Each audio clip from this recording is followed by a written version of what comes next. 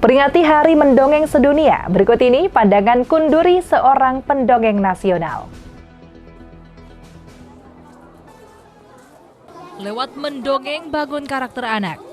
Belum lama ini, tepatnya tanggal 20 Maret diperingati sebagai Hari Mendongeng Sedunia untuk mengapresiasi seni tutur yang satu ini.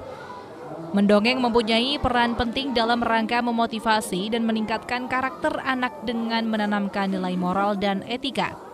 Hal ini yang disampaikan oleh Koordinator Tim Trauma Healing Kota Pekalongan sekaligus pendongeng nasional Kunduri.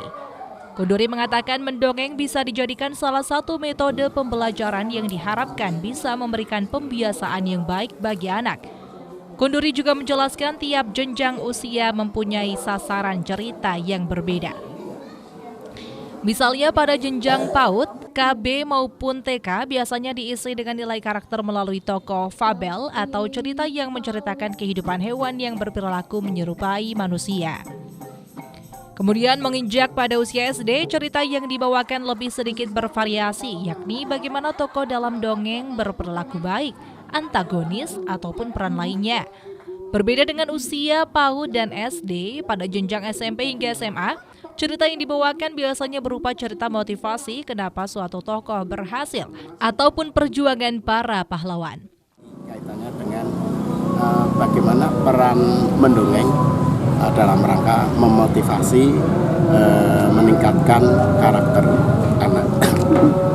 Khususnya ketika kami aktif di Trauma Healing, kemudian berkunjung ke anak-anak kita yang kena dampak rob maupun kemarin yang ke Cianjur.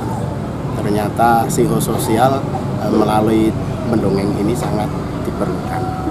Karena di dalam mendongeng ini kita bisa memberikan bagaimana tentang kisah-kisah karakter yang baik, kemudian kisah motivasi, bagaimana misalnya seorang Alva Edison itu bisa menemukan listrik ya, dari keterpurukan dia, kemudian bagaimana karakter yang dicontohkan oleh nabi-nabi kita ini dengan melalui kisah atau dongeng itu akan menginspirasi anak,